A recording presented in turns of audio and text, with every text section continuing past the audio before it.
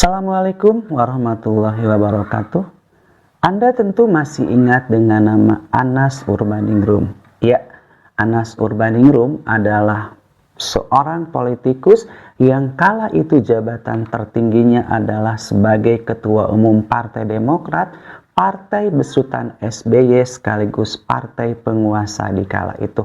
Namun, naas bagi seorang Anas, di kala dirinya menjabat sebagai Ketua Umum, dia harus terseret kasus besar yang saat itu menghebohkan publik. Iya, kasus korupsi proyek Hambalang. Bermula dari nyanyian Nazarudin, salah seorang tersangka yang juga bendahara umum Partai Demokrat, yang mengatakan bahwa sebagian dana korupsi proyek Hambalang mengalir ke Kongres Partai Demokrat di Bandung yang saat itu dimenangkan oleh Anas Urbaningrum sebagai ketua umum.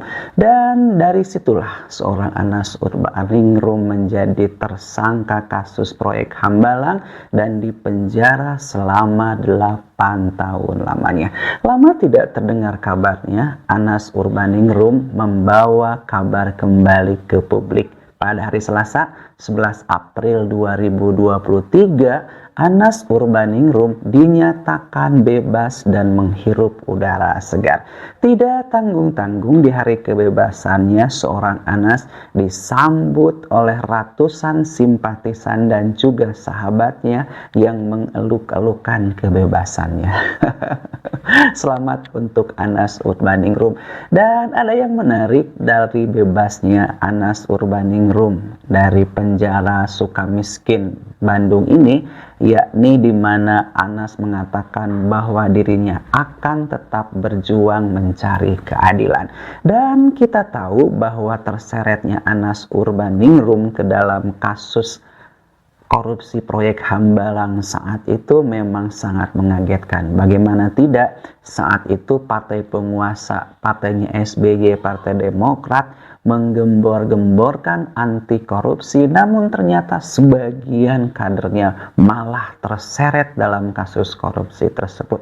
Sebut saja Nazarudin, bendahara umum, Angelina Sondah, kemudian Andi Malarangeng, Anas Urbaningrum, dan juga masih ada beberapa di antaranya yang terseret kasus tersebut. Walaupun tidak sampai melibatkan orang-orang yang memang kita duga juga harusnya diadili dalam kasus tersebut. Dan bebasnya Anas Urbaningrum saat ini tentu saja sedikit memberikan angin bagi kasus ini. Apakah akan ada tersangka baru atau ada perkembangan baru?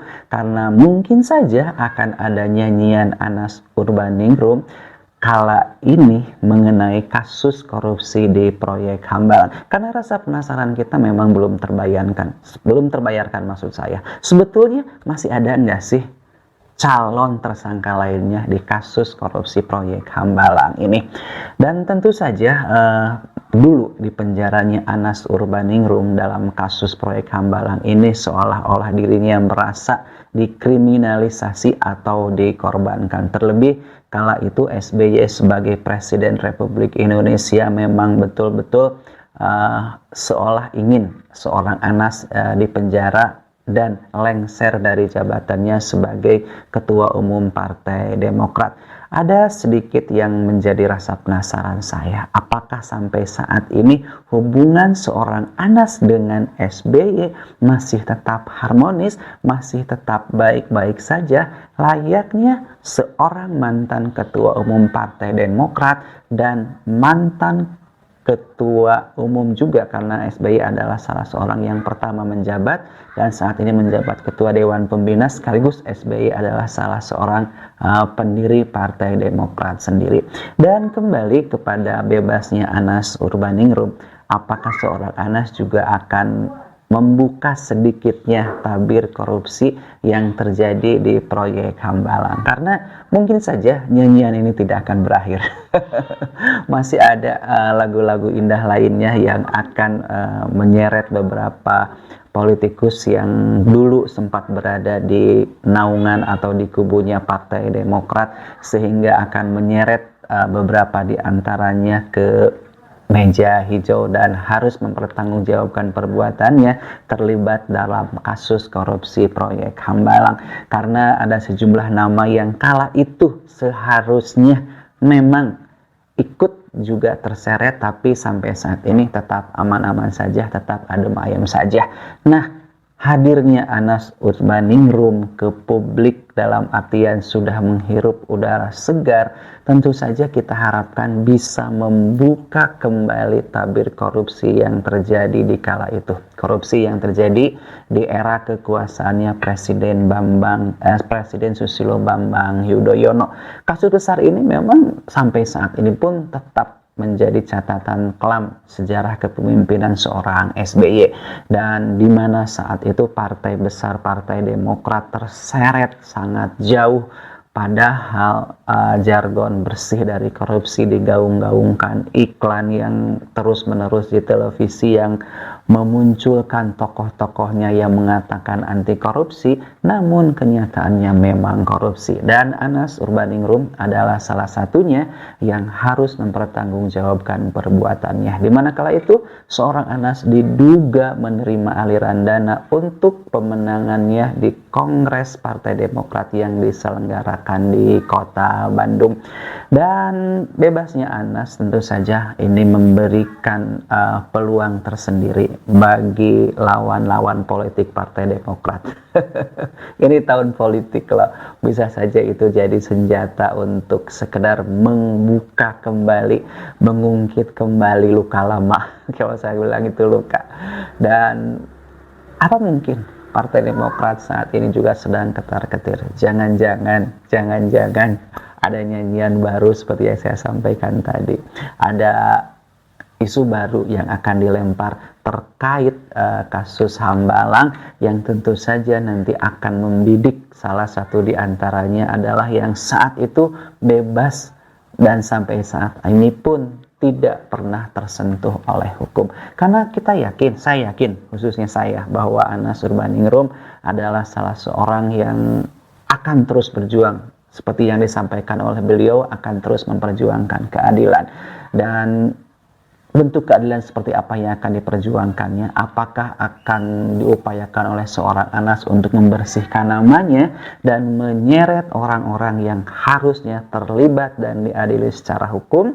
Atau seorang Anas akan membuka tabir kasus dari korupsi proyek Hambalang yang seterang-terangnya? Karena masih ada tanda tanya, masih ada tanda kutip yang belum terbuka dari kasus yang satu ini. Terlebih saat itu adalah beberapa tokoh yang ada di Partai Demokrat ya nggak tersentuh sama sekali. Sekjennya misal, atau siapalah itu yang seharusnya memang juga paling tidak turut diperiksa, turut dipanggil, kalaupun tidak terlibat. Tapi ya kembali, karena memang saat itu Partai Demokrat adalah partai penguasa dan tentu saja ada segala kemungkinan yang bisa saja terjadi. Dan tahun politik 2024 sebentar lagi, apakah ini akan menjadi sesuatu yang memang mengkhawatirkan bagi Partai Demokrat? Terlebih kehadiran Anas, bebasnya Anas di tahun ini, apakah mungkin akan menjadi ancaman tersendiri? Karena yang saya tahu, mungkin Anda juga sedikit melihat perkembangan yang terjadi, bahwa seolah-olah Susilo Bambang Yudhoyono, Ketua Umum pertama yang sekarang menjadi Ketua Umum Dewan Pembina, tidak sedikit pun terdengar kabar menyambangi seorang Anas Urbaningrum di Lapas Sukamiskin. Ini seolah-olah mengesankan bahwa ada sesuatu yang terjadi antara Anas dan SBY. Kita akan tunggu, kita akan lihat apakah sekali lagi akan ada nyanyian baru yang disuarakan oleh Anas Urbaningrum untuk sedikitnya membuka kembali tabir korupsi proyek Hambalang yang terjadi di tahun-tahun masa pemerintahan Susilo Bambang Yudhoyono. Apakah akan ada orang-orang yang kembali terseret dalam kasus ini, dan apakah ini akan mempengaruhi elektabilitas dari Partai Demokrat itu sendiri?